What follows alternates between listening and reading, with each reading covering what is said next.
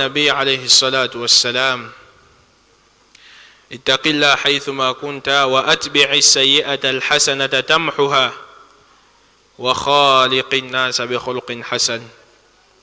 وقد ثبت عنه صلى الله عليه وسلم أنه قال: الكيس من دان نفسه وعمل لما بعد الموت، والعاجز من أتبع نفسه هواه وتمنى على الله الأمان.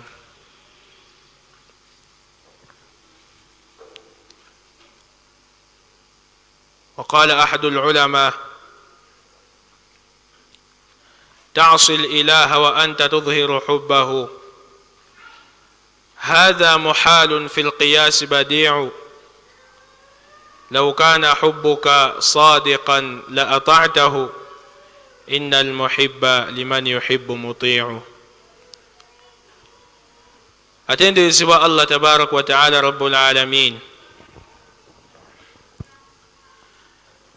abanga sana atendezebwe Allah jalla jalaluhu kubanga yaliku bijalalihi, kimugwanira Allah okutenderezebwa Allah. bwe yatandika Qur'an al-Karim ekitabo ekyekitiibwa yagamba alhamdulillah, amatendo gonna amajjufu gage n'atuwa n'ensonga lwaki ye rabbul alamin, ye mulezi w'ebitonde byonna Allah, yabirabirira Allah, yabirwaza Allah, ebirwadde abiwonya ye Allah, abaavuwaza Allah, abagaggawaza Allah, abalangira abafuula abalangira ye Allah, n'abakopi abafuula abakopi ye Allah. Asaana atendezebwe n'amatendo amajjufu Allah, kuba buli kitendo kye yeeteekako kimugwana. bwagamba nti alghaniyu mugagga, alghaniyu eri maarifa, mugagga, obugagga obumanyikiddwa nti Allah mugagga. Ebisigadde Allah agamba mu Qur'an: ya ayyuha nnas, abange bantu mwe, antumul fuqara'u ila Allah. Umuman fenna yatugatta, musiraamu oba si musiraamu oba asoma nzikiriza ki, fenna abantu mu nsi Allah atugatta n'agamba ya ayyuha nnas, abange bantu mwe, antumul fuqara'u ila Allah, mwenna muli baavu eri Allah. Wallahu, ate mazima ye Allah yabagambe nti muli baavu, huwa alghaniyu alhamid, ye mugagga atenderezebwa mu bugagga bwe Allah. Olunaku mu Allah yakola statement mu Qur'ani, nga statement nene eraga obugagga bwe Allah. Yagamba Allah subhanahu wa ta'ala: إن الذين يستكبرون عن عبادتي سيدخلون جهنم داخلين. aya gyetandikira yagamba: وقال ربكم ادعوني أستجب لكم. yagamba Allah subhanahu wa ta'ala: munsabe ngenda kubaanukula. ud'uni, munsabe, astajib lakum, ngenda kubaanukula. Oyinayo omugagga gwomanyi mu mpoma wano oba mu mukono oba mu Kampala oba wonna gwe womanyi oba mu nsi yonna, oyinayo omugagga gwomanyi ng'asobola okugamba ebitonde nti munsabe, buli ansaba ngenda mmuwa. Gwolinayo gwomanyi ng'asobola kikola. Kati abasigadde babawaana buwaanyi naye nga si bituufu, si bagagga. Bagamba mugagga ki nga babeera mu muzikiti oba ewantu oba bali mu meetings, bali mu teesaako ku nsonga, tulinayo omukolo, twayetaaga ssente bweziti, nga omugagga mwali buli muntu ng'akkiriza nti mugagga, naye nasituka nagamba waddeyo obusawo busatu, naye tabusussa, naye nga bamuwaana nti mugagga. Omugagga Allah yagamba nti inna alladhina yastakbiruna an ibadati, mbagambye munsabe, buli ansaba ngenda kumuwa, naye aneekuluntaliza mu kunsaba n'agaana okunsaba. Abantu baganya okusaba Allah ne basaba ebitonde. Allah agamba sayadkhuluna jahannama dakhilin, bagenda yingira omuliro jahannamu olubeerera nga tebaguvaamu. Buli aganya okusaba Allah kuba ye mugagga Allah, ebitonde byonna byeyeteekako abiri. Alghaniyu ye mugagga Allah. Kyava bamumanyi omu yayogera ekigambo n'agamba nti la tas'alanna bunayya adama hajatan, tosabanga mwana Adamu kyetaago kyonna. Baavu basajja batu bamisikini tebalina, bakyala batu tebalina, baavu. La tas'alanna bunayya adama hajatan, togezangako n'omusaba talina. n'atuwa amagezi n'agamba nti wasali alladhi abwabuhu la tuhjabu, saba oyo emiryango gye giteggala giba miggula ebbanga lyonna. Allahu yaghdabu in tarakta su'alahu, Allah anyiiga singa ogaana okumusaba. Wa bunayyu adama hina yus'alu yaghdabu, ate omwana adamu buli w'omusaba ye anyiiga bunyiizi. Ye Allah subhanahu wa ta'ala anyiiga buli omwana adamu bw'atamusaba, naye wa bunayyu adama, naye ate ye omwana adamu hina yus'alu, singa abanga asabiddwa ekintu kyonna yaghdabu. Omugagga yenna ng'oyagala okubeera mukwano gwe ebyokumusaba biveeko. Era oba oyagala okukuuma omukwano wakati wo n'omugagga, ebyokumusabiriza sooka obiveeko. Nga ne walaba essimu yo ayanguwa okugikwata. Abagagga abamu bagamba nti baba bize, naye wallahi tebaba bize amazima. Taba bize ssebo, tebakulimba. Era essimu abaaziraba osobola omukubira n'agaana buganyi gikwata ng'amanyi nti ono kankubidde yeetaaga akawunga, ono kankubidde yeetaaga kino. Tebabeera bize buli kaseera. Tebakulimba muno mu nsi tewaliyo muntu wali bize bya ddala. Abantu wali bize bali mu kabuli. Omuntu wali bize omutuufu ye Muhammad Seggirinya, basigadde tebali bize. Seggirinya yali bize essaawa eno, essaawa yadde tebannamuziika, naye ebyo byasimbudde yatandise, tadda livansi, tadda mabega, agenze tagenda kuddamu kulabika kuno ku nsi. Bwamala omutayo bwe batagenda kuddamu kulabika. Kati nvuddeawo nga mbagamba baddu ba Allah subhanahu wa ta'ala, bwe muwuliranga amatendo nga babagamba nti gonna amajjufu ga Allah, mutegere kye bategeeza nti yagwana Allah mu bitendo byonna bye bamugamba bye bamwogerako byonna biri Allah al-Ghaniyu dhul quwwati al-matin, kirimaanyi Allah. Akwata Allah subhanahu wa ta'ala, yakwata abasajja engwanguli abaali abatagambwako mu nsi. Abasajja ba Qaruna balina ebitiibwa, balina ssente, ng'ensi ebawuliriramu, naye nga amalala bafuuse kiwaji. Inna Qaruna kana min qawmi Musa fabagha alayhim, naye atainahu min alkunuzi ma inna mafatihahu latanuu bil'usba ulil quwwa idh qala lahu qawmuhu la tafrah inna Allaha la yuhibbu alfarihin. Akaseera Qaruna Allah yamuwa ku maali ebiseera ebisinga. Allah buli muntu wamuwa ku ssente aba takyawulira. Ebiseera ebisinga Allah buli waawo omuntu ssente ne ziwera aba takyawulira. Kiva Allah kyogera mu Qur'an, kalla innal insana la yatgha, omuntu asobola okutwagga ddala. Lwaki? arraahu staghna, buli walaba nga riziki mu nsawo mweri aba tagambwako, ku akawunti ng'akeberako nga kweziri aba tagambwako. Kati Allah subhanahu wa ta'ala yakwata Qaruna ng'abantu baamulabanga. Qaruna yali musajja mugagga, mufe ku bino, ng'ebisumuluzo ebiggula amawanika ge abantu ababisitula obusituzi. Lwayo ezimu zigamba basajja babanga 8 nga basitula bisumuluzo by'amawanika ga Qaruna. Simanyi gwe ebibi ababisitula baba bameka. Bibulano bulano muzikiti n'obinoonya nga tobiraba. Sumuluzo bulinga busumuluzo bwa toilet. Naye nga bwabuze obunoonya wano n'onoonya nga musa musituka munda abo babiryawo oba mbeera biddawo, keberako emimbali, keberako eri, onoonya busumuluzo. Omusajja yalina ebisumuluzo ebiggula amawanika. Omusajja yalina engoye zayambalanga zaliiri, yayambalanga n'afulumanga. Teeka ne example, waliyo omuntu ayinza okwambala ennyambala nga buli muntu akkiriza nti omusajja ayambadde oba omukyala ayambadde, afulumanga ebintu byayambadde sekashafiike nga biyingira obukadde nga 5, just ayambadde wano bwambazi. Ne mu Uganda no mwebali, ne mu Uganda mwebali seeka ng'omusajja ayambala ebintu bya miliyoni nga 5, naye 5 go tebaliiwo wano. Tubye Kampala namwe mubimanyi, naddala Uganda ebintu byakugatta kizibu okuba mu riziki etegereke. Naye abasajja bayambalanga nga buli muntu akkiriza. Lumu Qaruna yafuluma, abantu ne bayiwa amarusu ng'afuluma mu lubiri, ne bagamba nti fakharaja ala qawmihi fi zinatihi, yafuluma nga yeewunza olwewunda Qaruna. Qala alladhina yuriduna alhayata ad-dunya, abasajja batu abalwala emitima ng'edduniya bajagala olwagala, bagamba nti ya laita lana mithla ma utiya Qarun, singa naffe tufunye ku mugabo nga Qaruna gwe yafuna. Innahu ladhu hadhin azim, yafuna omugabo omujjuvu.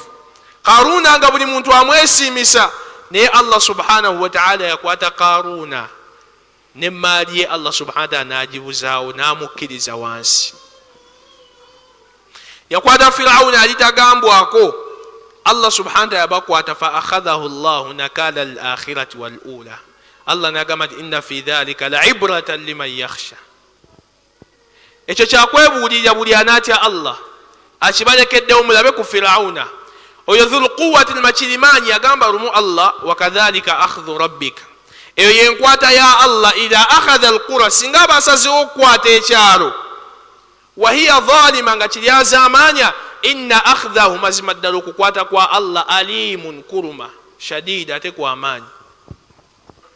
Allah bw'asalawo okukwata ekyalo, akhdhahu alimun, okwata kwe kuruma Allah. dhul quwwati al-matin. وضرب الله مثلا قرية كانت آمنة مطمئنة يأتيها رزقها رغدا من كل مكان فكفرت بأنعم الله فأذاقها الله لباس الجوع والخوف بما كانوا يصنعون. الله قام وضرب الله مثلا، الله كبش فنانشيشالو، كانت آمنة غتشتبين كيف وشيري مطمئنة آمنة nga security tejina buzibu, abantu balina bweraliikirivu kuba ebijambiya. Bajjajjaffe batunyumiza ne mugendako mu byalo ne mutuukayo nga yaggalangawo oluggi nga baggazaawo muti just kugaana bisolo kuyingira mu nnyumba. Si kutya babbi, si kutya babbi. N'ababbi bakaseera ako balinangamu ensa. Bw'alengera omuntu ng'adduka aw'ennaku zino wamu akulaba adduka buddusi, tajja nawe by'olina nabyo aba abyagala. Era agamba leeta ssente, omugamba nti sirina, agamba wenzisanga wenfumita, nokkiriza n'okwata ssente z'omusajja n'ozikola ki, n'ozimuwa. Waliwo omusiraamu bamusitayizaawo okukyebusaabala ng'alowooza ebintu byakusaaga, yali agenda mu subuhi, yalina ssente mu waleti. Omusajja n'amugamba nti wandikutte ssente zange n'ozimpa. N'amugamba nti ssente zizo gwazikola. Omusajja n'amugamba nti nkiddamu ogwokubiri, wandikutte ssente ezange n'ozimpa, n'ozijja mu zizo. Nalowooza byakusaaga. Omusajja yamukuba oluyi. Ono ye w'abaanyumya agamba nti omusajja yamukubwa gulinga mulawo, naye lwali luyi. Abasajja Allah yabawa emikono, asobola okukukuba oluyi n'olowooza akusambye. Abo mwebali nga baakola emikono, asobola okukukuba n'olowooza akusambye busambi. Baamukuba amannya 4 ne gavaamu. Ne bamugamba kati kino si kye twagala, ng'amaze okugwa wansi. Ne bamugamba nti ssente wenzisanga wenfumita. N'amugamba mukama wange tofumita ziizino. Naga toyogedde leeti. Tewali walala wali ssente? Tewali. Olala toddangamu, otambulanga ne ssente eziwera ate. Kati abaddu ba Allah subhanahu wa ta'ala, Allah jalla jalaaluhu tumutendereza amatenda amajjufu Allah, kubanga yaliiku bijalaalihi, kimugwanira Allah subhanahu wa ta'ala. Tusaba asobola okusaasanya emmeeme ku Nabbi Muhammad sallallahu alayhi wa sallam. Aya eyo tujja gimalayo, Allah wanaaba atusobozesezza gye mbadde nsomye. Wadaraba Allahu mathalan qaryatan, Allah ali akuba kifaananyi kya kyalo, kanat amina, nga kiyitibwa ne security, kyagenda wala, nga kitebenkevu mu byokulya, nga yatiha rizquha ragadan min kulli makanin. Baafunanga ebyokulya mu buli mpuyi, baafunanga ebyokulya mu buli mpuyi. Essaawa eno abaana bagenda okulinnya ku miti egy'amapeera nga tekuli, n'akebera ku matugunda nga emiti gyakala, akebera ku fene wa kutunda. Bwedabiranga ebintu byewuunyisa. Allah subhanahu wa ta'ala fa adhaqaha Allahu libasa al-ju'. Abantu kasita bava ku ddiini, Allah yabambaza ekifaananyi ekyambalo ky'enjala, bima kanu yasnauna, kwe bye baali bakola.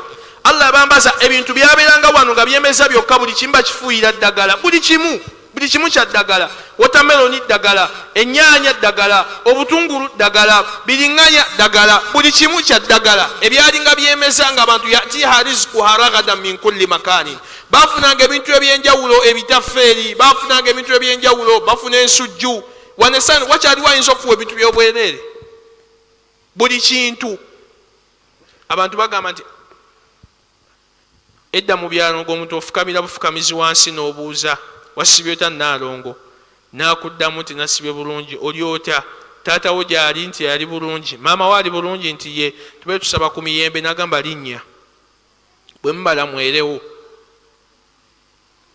Essaawa eno bayinza ogikuwa aliwo ayinza okuwa emiyembe gye nti linnya nga buli muyembe gwa 2 buli gojjayo gwa 2 wanula buli gumu gwa 2 bwe muteeka mu kutya gye muteekamu gye mubala. tusaba Allah atuwa okumutegeera rabbul alamin. abaddu ba Allah bakkiriza ne tunagenda ku musomo gwaffe ebigambo ebyo bikulu okubitandisa mu bulamu bwaffe. bavubuka bannaffe mbalamira okwongeramu amaanyi mu ddiini yaffe, obutanafuwa okunyweza aqida zaffe enzikiriza zaffe, obutaggwamu maanyi ebbanga lyonna. amaanyi nga bw'ogateeka mu kulya ne mu kwebaka oba ogateeka mu ddiini, nga bw'oteeka amaanyi mu kulya ne mu kwebaka bw'oba ogateeka ne mu ddiini. mulimu abantu ng'obulamu bwabwe bwo bwagonda nga bwakulya. obulamu bw'omukkiriza tebuwangala bwe butyo. gwe buli kaseera oba olowooza kulya. mulimu abantu nga ye buli walaba esepiki nga bagiyisaawo, aba obwongo bwe bukyankalana, atandika osika ekisu, asika akasu, awulira tatebenkedde. nebageza bakola ensobi ne baziteekawo esaniya wakati, olaba nga omuntu nga yaweddemu dda. amaanyi ge tuteeka mu bintu ebifaanawo ebyo twandikatadde ku ddiini. tungeremu amaanyi nga sinagenda ku musomo gwange abavubuka bannange. omulembe nga yogulaga gwonooneka gufa. seginya afidde ku myaka 37. oyinza obutagiweza, oyinza obba wagiweza, oyinza obutagisussa. akasaake tulina abaddu ba Allah subhanahu wa ta'ala ddala abavubuka tukakolese mu kulongoosa. tuyitiriza nnyo ebintu ebikyamu ng'abavubuka, nga biyiseewo tuyiseewo tugenze wala. bagambye amaanyi nga bwe mugagala mu bintu ebisigadde bamugateeka ne mu ddiini. olwo mukwano gwange omusajja mulungi yaŋŋamba, seeka nali nsomesa ku hadithi emu ekwatagana kulya, nanga seeka maze emyezi 3 nange nebuuza lwaki bujo situka tahajjudi. naŋŋamba amazima matuufu seeka wooyogedde ekintu ekyo nkyegendereza. nali nava ku kyeggulo, naye olunaku lwe natandika okuddamu okulya ekyeggulo maze emyezi egyo salatu tahajjudi sigisaalangako. salatu layli ne weebaka ekiro kiyamba nga tosadde. omusajja omu omuyuvu yagamba nti qumi layla ya hadha la'allaka tarshudu ila kam tanami layla wal umru yanfadu araka bituli layli wayhaka naiman wa ghayruka fi mihrabihi yatahajjadu. qumi layla ya hadha la'allaka tarshudu. situkako ekiro oba oli awo ebintu binaatereera. situkako ekiro teweebaka. ila kam tanami layla wal umru yanfadu. weebaka kyekiro kiramba nga emyaka gigenda. gwe tolabanga ebintu byewuunyisa. waliko essira nga tolina birevu kati bizze. mulimu abantu nga mwalina ebirevu nga bitono bikuze nga kijja kikyuka, mujjamu akaviiri kabakamu nga keeru. olwo batandisa okukulanga nti engoye z'enjeru batandisa okuzitunga gye ziri zogenda okwebakamu. essanda zitandika okujja buli kaseera. ila kam tanami layla wal umru yanfadu. lwaki webaka ekiro kiramba nga emyaka gigenda. araka bituli layli wayhaka naiman. yagamba nkulaba ekiro kiramba kyonna okimala weebase. abavubuka kizibu okwebaka ekiro kiramba ne weebaka. kizibu ng'oli muvubuka kizibu. ekyo nakikolako lisaaki. kizibu omuvubuka okwebaka okuva ku ssaawa 2 ez'ekiro n'atuusa 12 nga yeebase. tekisoboka. ekyo Allah akola omwana Adamu nga buli luvannyuma lwa ssaawa ezi yeekyusa. mulimu abantu nga asituka n'afuuyisa n'atuna kusanga ziri 9 n'agamba obudde bummalira ddala okubanga mpubbunira ddala mpaka ku ssaawa nga 12 nga tasobola kusituka n'asalayo era akeezi ne yeebaka. nemu n'azuukuka nga azuukuse kulya mmere, n'azuukuka n'abugumya emmere ye n'agiira. mulimu abantu ng'enjala wemuluma asituka ekiro natandika okulya. era mbanga mulimu abantu mu nnyumba muyinza n'okwewunyaga nti oba emmese mwezirimu noba mulimu, naye ng'ali mu gundi olowooza mulimu kapa ng'ali mu kulya. oli mu kulya obudde bwakyantu. wa ghayruka fi mihrabi yatahajjadu. banno bali mu mihrabi basituse ekyo bali mukaabira Allah, bakaaba bizibu byabwe, balajanira Allah, basabira baana baabwe. tebamanyi baana bagenda kubeera kyenkya, ensi eyonoonese nga bwefaanana. basabira abaana baabwe. Abaana bagenda beera batya? Ensi gye mulaba byatandise ebikolo ebya qaumu Lut, musajja ku musajja, mukyala ku mukyala. Ne weebaka ekyo kiyamba nga tosabidde ku baana bo. Omukyala tobadde naye emakka omwezi oguwedde nga ye ali kukaaba asaba ekintu eki, asabira abaana be nga wallahi tena kyasaba kya. Nagamba nti seeka baana, netumugamba weesabireko naye ku dduwa, naye nga tayasobola kwesabira. Ali mu kugamba ekintu eki, mwana wange Bashiri, omwana wange gundi, ng'ali mu kusabira baana be, ali mu maziga, ali kukaaba asabira baana. Abaana bo basabira emirundi emeka?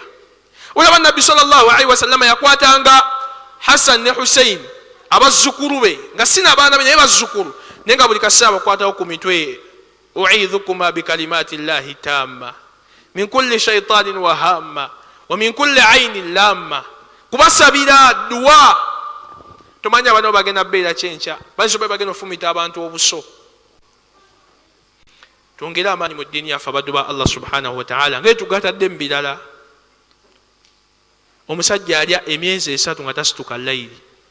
Abasajja baakaabanga nga just salatu layiri emuyiseeko omulundi ogwo, n'akaaba amaziga. N'agamba nti Allah, nakoze zambi ki, salatu layiri nempitako yadde era akabbiri tasobodde zisala mu kiro, n'akaaba amaziga. Bamulaba akulukusa amaziga, bamubuuza nti kiki? N'agamba nti munnange ekinkosa ekinkabya amaziga, Allah tansoboseza kusala salatu layiri. Salatu layiri empiseeko, salatu layiri emuyiseeko n'akaaba amaziga. Gwe ki ekikaabya? Tokaba ng'osudde sente, oba omukyala ng'akuleseewo, oba omwami okaaba sente zigudde, ozikebera mu kasawo nga toziraba, kyokka nazizinze wamusinga nazaawudde, nokkiriza nti zigudde n'okaaba amaziga. Abasajja bakaaba nga salatu layiri emuyiseeko. Tukendeeza okulya, bimu ku bigenda tuyambako okusituka salatu layiri, okusaala. Ebintu ebisinga Allah subhanahu wa ta'ala byasinga okutamwa mu bulamu bw'omuntu lwe lubuto luno, okulaba Jawfa ibn Adamin, ekyombo ky'omwana Adamu kino nga kijjudde, nga kikkuse. Allah atamwa nnyo okulaba omwana Adamu ekyombo kye nga kikkuse, nga kizimbye. Allah akitamwa. Mulimu abantu nga yetakkiriza kubeerawo nga talya, ye ng'omumwa gwe yagumanyiiza kulya buli ddakiika, ye ng'alya. Newaba atudde mu muzikiti atisaba n'ebinyeebwa, ateekayo mpolampola nga bw'asoma, ye ng'okulya kwamukwata kulya, tasobola kubeerawo nga talya. Abamu bagula pikke n'amugayiza ne mu muzikiti ng'agaaya, naye nga takkiriza atisi kubala ddakiika, agamba nze we sigaaya seeka nsumagira, buli we sigaaya nsumagira. Kati buno bunfuula active, n'ateekayo emmwanyi mu ddalasa. Abantu bamanyira okulya. Omu omusiraamu gwe ntera okunyumyako, twagenda bino, twali mu darusu saidi z'Emityana, bagamba olusaniya bana. Naganza olwange seeka bana tuba bangi, bampa olwange bw'omu. N'akwata olusaniya nga lulwe, n'agenda n'atuula mu kasiko, n'alutandikako n'alulya, n'alya emmere mpaka we yaggwako, n'agwawo bw'ati ku kitooke nga kkuse, ng'olubuto ne wooleetaka kampasi n'ofumitako bw'oti, luyinza okwabika nga kazimbye. Kati jjukira Allah subhanahu wa ta'ala yayawula olubuto lw'omwana Adamu enjawulo ezi: thuluthan li sharabihi, kimu kyakusatu kyakunwa, wa thuluthan li nafasihi, kimu kyakusatu kyakussa, wa thuluthan li ta'amihi, kimu kyakusatu kyakulya. Omwana Adamu yakwata emmere n'agenda agiteeka mu bifo ebyo byonna bisatu, n'ajjuzaawo emmere. Kati bagenda okumuyita, bamuyita Sula, ng'akyusa amaaso bw'ati, atunulayo, naye nga ayagala okuyitaba, si nti alina emputtu, ayagala okuyitaba, naye nga wano ewayita omukka watuddewo emmere, waliwo amatooke. Ewayita omukka walina okuyitabira nga watuddewo emmere. Ne bamuyita Sula, ng'abaliraba bw'ati, naye nga tasobola yitaba. Ne bajja ne bamubikkulako olubuto, ne bamuyisaako amafuta, n'adda engulu. Okulya emmere kutuusa okuyisaako amafuta, oba olyaki? Ne bakuyisaako amafuta, magaba bayiseeko omuzigo, olyoka odda engulu. Tusaba Allah subhanahu wa ta'ala ebigambo byatuwa okubitegeera. Allahumma ako njagadde tandika nako abaddu ba Allah subhanahu wa ta'ala bakkiriza ng'omwana Adamu. Imamu Ibn Qahtani rahmatullahi alayhi rahmatun wasi'a fi nuniyatihi yagamba aqlil ta'amaka mastata'ta fa innahu naf'u al-jusumi wa sihhatu al-abdan.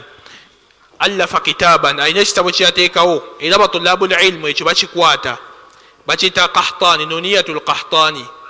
Akatabo ako bw'okalaba hajimu yaako ntono bweti naye kalimu ahkamu eza fiqhi mpitirivu nnyo.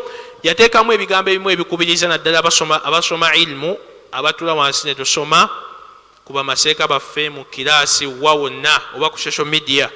Aqlil ta'amaka mastata'ta, kendeeza ekigero ky'emmere ekyolya obusobozi bw'osobola.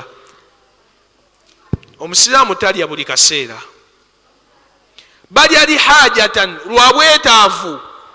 Basaba bawangalanga bali basoogera ne bapakasa ebisingawe bafune ebyokulya, naye ebiseera byabwe ebisinga mu kifo ky'okunoonya emmere ebazimbye embuto babikolangamu kaweefube wakusoma ku Nabbi sallallahu alaihi wasallam nakutambuza ddiini. Nga gwe wookola kaweefube nga kkuse. Era Umar ibn al-Khattab radiyallahu anhu lumu yali atereeza layini ez'okusaala, kuba Nabbi yagamba sallallahu alaihi wasallam latusawunna sufufakum aw la yukhalifanna Allahu bayna wujuhikum, mujja kutereeza ennyiriri mwagala temwagala. Yakola nuni litawkid wa tathbit, mujja kutereeza ennyiriri mu layini mwagala temwagala. aw la yukhalifanna Allahu bayna wujuhikum. Imam Ibn Uthaymin, Muhammad bin Salih al-Uthaymin yagamba Allah kyali ategeeza nti la yukhalifanna Allahu bayna wujuhikum, Allah ajja kyusa wakati w'ebyenyi byammwe. Yagamba nti si kukyusa kuba bamanya bamu bagamba nti yali ategeeza Nabbi sallallahu alaihi wasallam Allah ajja kwawula wakati w'emitima gy'abasiraamu bwe munaagaana okutereeza ennyiriri. Ye Imam Muhammad bin Salih al-Uthaymin yagamba nti nedda, kyeyali ategeeza aw la yukhalifanna Allahu bayna wujuhikum, Allah ajja kyusa ebyenyi byammwe byennyini bwe munaagaana okutereeza ennyiriri. Umar yali atereeza ennyiriri, aba atereeza layini agenda olaba omusajja ng'ekifuba kiwanise ate nga olubuto nga luyiseemu, n'alufumitako bw'ati n'agamba musajja gwe kawuufube gw'otadde wano singa omutadde mu ddiini singa oli wala, n'eddiini singa eri wala. Mulimu abantu wano nga kawuufube gwe mutadde mu mbuto, olubuto okuba nga luli bwe lutyo singa olutadde mu ddiini, singa olinayo abantu abakwata Qur'ani 10 ng'obasomesezza, ng'olinayo yasaru n'abazikwata balinga 2, olina ne b'okozeko ne bagenda e Makka mu lubuto lumu kyotaddemu. Kati aqlil ta'amaka mastata'ta fa innahu naf'u al-jusumi wa sihhatu al-abdani. Nava ku nsonga eyo Imam Abi Hurayra radiyallahu tabaraka wa ta'ala anhu yagamba, Abi Hurayra radiyallahu tabaraka wa ta'ala anhu, olunaku lumu basahaba balaba Abi Hurayra nga agudde wansi, yali salatu dhuhuri nga Nabbi asaaza. Abi Hurayra Nabbi sallallahu alaihi wasallam amala eswaba, basahaba ne bagamba ya Rasulallah inna Aba Hurayra, mazima ddala Abi Hurayra radiyallahu tabaraka wa ta'ala anhu musajja atandise okugwa ensimbu ya Rasulallah.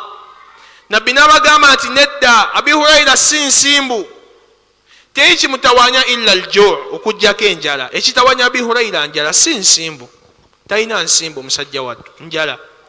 Era olunaku lumu Abi Hurayra agamba nti walaqad ra'aytuni wa inni la akhiru fima bayna minbari rasulillah sallallahu alayhi wa sallama ila hujrati Aisha maghshiyan alayya fayaji'u al-ja'i fayada'u rijlahu ala 'unuqi fayara anni majnunun wa ma bi min majnun wa ma bi illa al-ju'.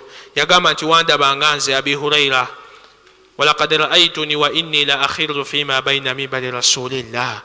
Waliwo olunaku lwatuuka nengwa ila hujrati Aisha, nali maaso ga Nabbi sallallahu alaihi wasallam nensimatuka nengwa kumpi n'ekisenge kya maama waffe Aisha radiyallahu tabaraka wa ta'ala anha, maghshiyan alayya, ng'endabika gyalabika alinga azirise.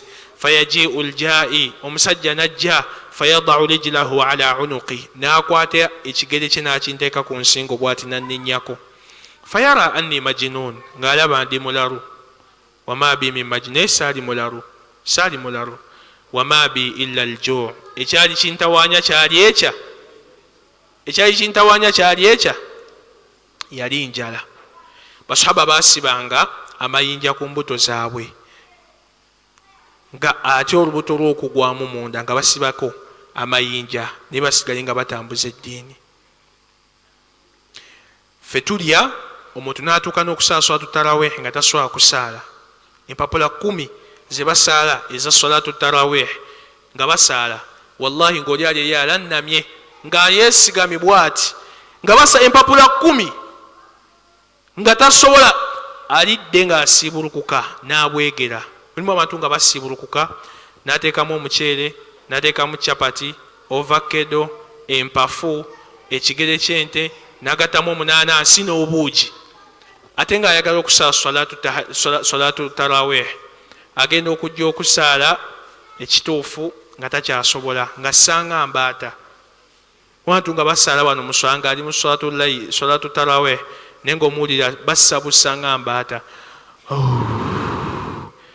Abantu babeeramu nga bebaza bayimi naye tusaba Allah imaamu akwongere omuzikiti ogulabirira bantu basiibulukuka buli kimu okikola naye salatu tarawih yo ogenda gisaala ddi kwokukutukkuse naye salatu tarawih yaddi. Tusaba Allah tuokwebulira n'ebigambo ebyo. Bavubuka nange ebyo bigambo mbisoosezza just kubabuulira nti obulamu bwaffe bwayimpaye twongeremu amaanyi mu ibadaati. Omusomo gwange ngenda kufunza mu ddakiika nga banga ndowooza maliza ku ssaawa 2:30 ziri ssaawa 2:4. Nsaba munzikirize eddakiika zino ezisigaddeyo 26 njogera ebigambo bino. Omusomo gugamba enkomerero y'omukkiriza ennungi. Enkomerero ey'omukkiriza ennungi.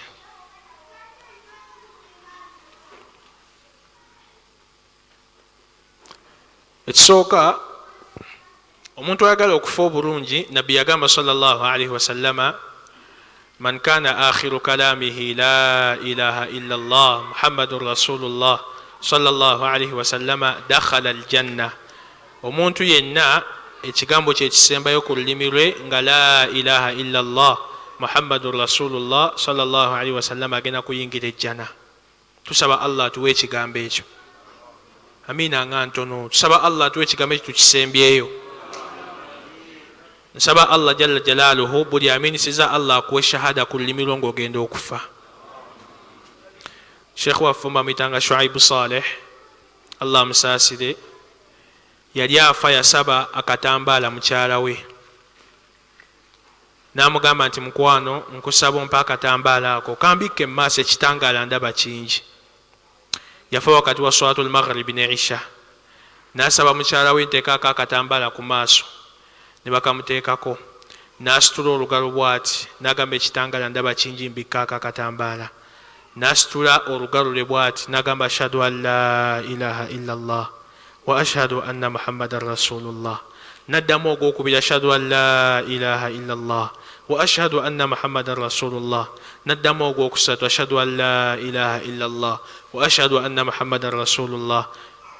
Omukyala agenda okuddamu okunyenya ku musajja nga takyayogera shahada nga gisembeza emirundi egi n'akutuka ngalaba ekitangaala gy'alaga nga kiyitirivu. Tusaba Allah batuusa akaseera katujja mu bulamu bw'ensi naffe atuwe ekigambo shahada ekyo okukisembyayo. Enkomerero yaffe ennungi naddala omuntu ayagala okufa mu nfa esinga okuba ennungi bino wammanga bitwale nga bikulu. Ekisooka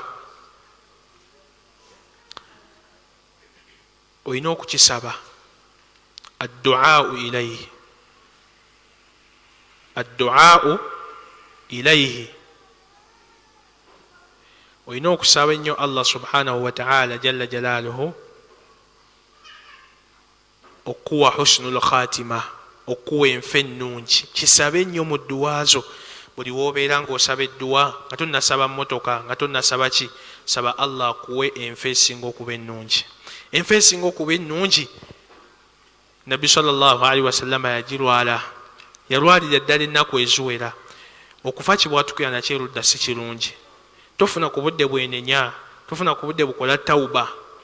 Basegerekese musabe nnyo Allah mu dduwa zammwe.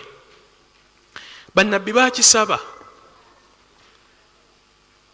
Nabbi Yusuf alayhi salatu wassalam yagamba nti rabbi qad ataitani min almulk wa allamtani min ta'wili alahadith fatira alsamawati wal ard anta waliyyi fi dunya wal akhirah tawaffani musliman wa alhiqni bisalihin, wa alhiqni bisalihin. Tawaffani musliman awali mahallu shahid wembadde njagala. Tawaffani musliman, Allah nkusaba onzijulule nga ndi musiraamu. Ekyo kisabe nnyo Allah akuwa enkomerero ennungi ng'ate ekulembera yakuba ng'oli musiraamu. Yakuba ng'oli muki? Wallahi mbalalira Allah ne wonaafa ng'oli mwavu, nga tobaddeeko na kayumba mu nsi, toyina kayumba, toyina mukyala, oli mwavu, toyina yadde ekitiibwa, ogenda kusigala ng'oli wa bbeeyi, ogenda kusigala ng'oli wa kitiibwa ebbanga ly'omala ng'ofiiridde ku busiraamu. Si kwagenda okuba ng'osoose okuba nga tolina. Abaatusooka ne bannabbi ba Allah mulimu abaabonaabona nga tebaalina, nga talina waasula, talina kayumba, talina mulimu, talina mukyala, talina bantu be, talina. Naye kasita baanyweza kino ne bakisaba Allah bafe nga basiraamu kubanga bali basiraamu, ekyo kyabamalira okuba nga bakitiibwa. Olunaku lumu Nabbi Isa alayhi salatu wassalamu yali atambula mu ddungu. Allah subhanahu wa ta'ala n'aleeta enkuba nga mpitirivu. Musajja atu miskini n'atandika okudduka nga ayagala kweggama nkuba, naye ng'enkuba yali nnyingi erimu muzira. N'adduka Isa alayhi salatu wassalamu, n'adduka bwe yasanga ewantu fawajada fihi khaymatan, n'asanga ewali kaweema, n'ayagala akeewogomemu agenda okatulukamu nga faidha fiha imra'a, agenda okulaba nga mulimu omukyala. Isa n'agamba sisobola kuwegama wali mukyala, yadde enkuba nnyo. Abasajja okutya Allah kwe balina mu mitima gyabwe, n'agamba nedda, yadde enkuba enkubye naye sigenda kweggama wali mukyala. N'adduka n'agumiikiriza olw'okwewala ebikemo, n'adduka Isa alayhi salatu wassalamu, n'agenda ng'enkuba emukuba, enkuba erimu muzira, enkuba mpitirivu, ali mu ddungu. N'addamu n'asanga ennyumba nga yakifulukwa, n'agamba nti ennyumba eno atirisi, n'adduka agenda okuyingiramu bw'ati, agenda okulaba faidha fihi asadun, agenda olaba nga mulimu empologoma. Musajja atunga misikini enkuba emukubye nnyo, amaanyi nga gamuwedde. Bambi musajja atu Isa alayhi salatu wassalamu agenda olaba nga anafuye, n'asaba Allah subhanahu wa ta'ala kakkanye empologoma yeggamekaawo. Isa n'abeeraawo ne yeggama empologoma nga weeri, naye nga yeggamye akakuba nga kamukubye nnyo musajja wattu. Naye aba ali awo musajja wattu n'akutamya ekyenje bw'ati wansi, n'amaana akisitula wakati mu nnaku, n'agamba, n'awanika ekyenje n'agamba ilahi ilahi ilahi wa ilaha alalamin, omulezi wange Allah, omulezi wange Allah, omulezi w'ebitonde byonna, abduka Isa, omuddu wo Isa, nze nfaanana bweti. Oyo Isa nga yali munene nga mu maaso ga Allah, sayyidan wa hasura wa nabiyan min as-salihin, yali munene Isa. N'agamba abduka Isa, nze omuddu wo Isa, nze siina wensula, nze siina kyakulya, nze siina wenneegoma, muddu wo Isa, Isa nze mpangala bwenti. Allah n'amugamba nti ya Isa, wange Isa, sikutuusiza ku kyenkutuusiza nti sikwagala, naye nkutegekedde ebyebbeeyi mu byoka byempulidde oyogera ku mukyala, bw'onaanyweza eddiini yo n'obubaka bwe nkuwasiza n'obutuusa. Isa alayhi salatu wassalamu nkutegekedde eno yawma alqiyama, olunaku lumu ojja kuwasa abakyala 1,400. Embaga yejja kubaako abantu 1,400, naye tegenda kubaako okujjako alfuqarau almuhajirin, abaali abaavu nga basenguka ku lw'eddiini ya Allah subhanahu wa ta'ala ne bagikola. Bagenda okubeera ku mbaga yo bokka.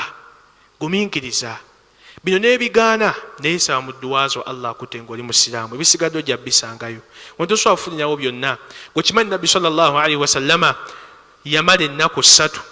Aisha radiyallahu tabaraka wa ta'ala anha yagamba, hadithi weeri ennaku 3, Nabbi yamala ennaku 3 nga talina kaakulya mu nnyumba. Ennaku mmeka?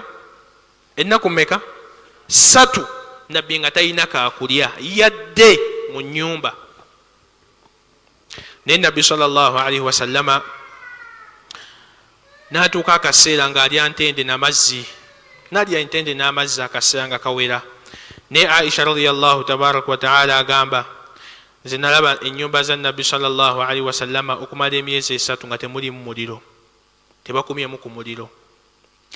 Bamugamba nti ma kaana yaishukum ya umma almu'minina kyemwawangalirangako n'agamba al aswadaini ebiddugavu ebibiri attamuru walma entende n'amazzi naye nga nabbi yasinga ebitonde byonna. Era olunaku lumu anyumiza Jibuliru alayhi salatu wassalamu ngazze namugamba nti mukwano gwange Jibuliru nkubuulira ekintuuseeko. Namugamba mbuulira. Namugamba nti saagala kulimba oli mukwano gwange naye mmaze ennaku 3 sifuna kakulya. Ennaku ezi sifuna kaki? Ennaku mmeka?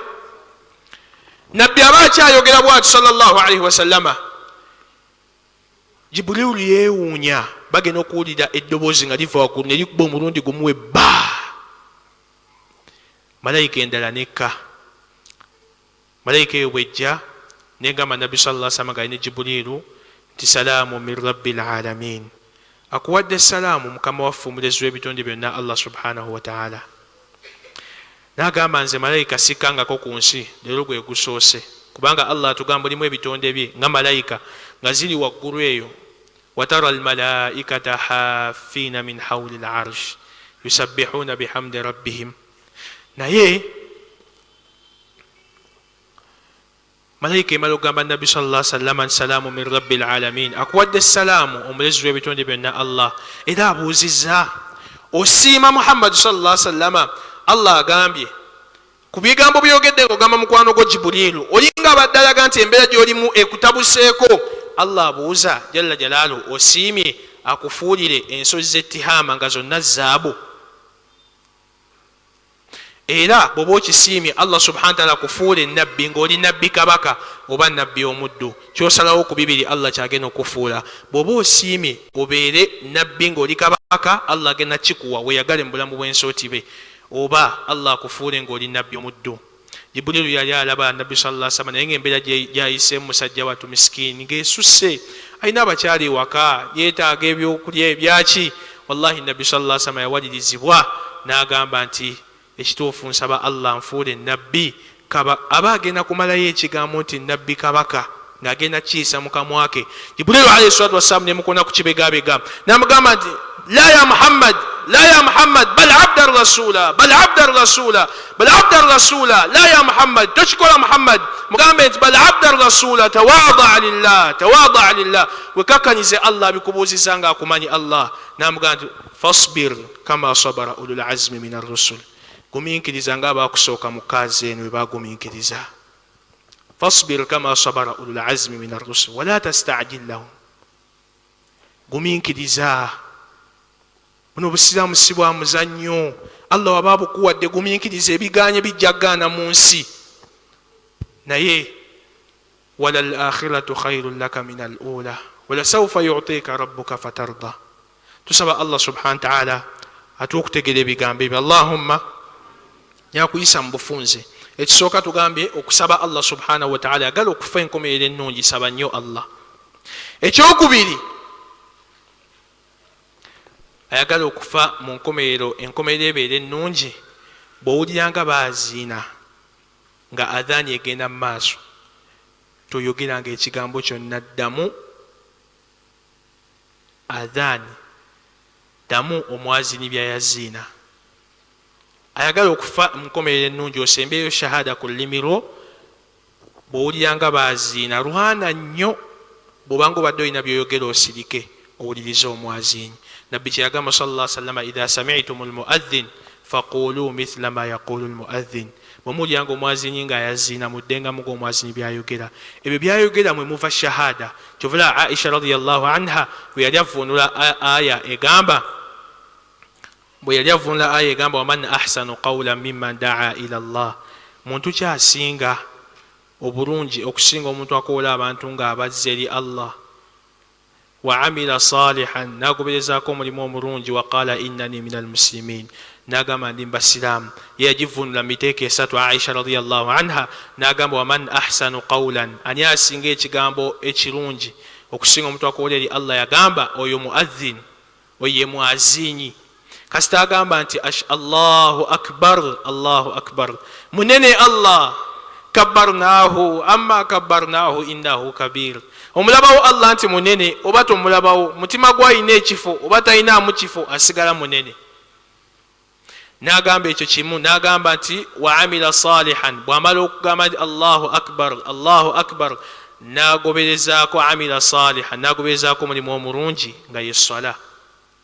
fa idha salla amila salihan, singa aba asaala n'amala okwazina n'asaala aba akoze omulimu omulungi. waqala innani min almuslimin, n'agamba nti ndi mubasiraamu. akyogera ddi? ashhadu an la ilaha illa allah wa ashhadu anna muhammadan rasulullah. bwobanga baziina muwulirize nga omwaziinyi, osirise byonna byoliko, allah ajja kuwa enkomerero esinga okuba ennungi. ekyokusatu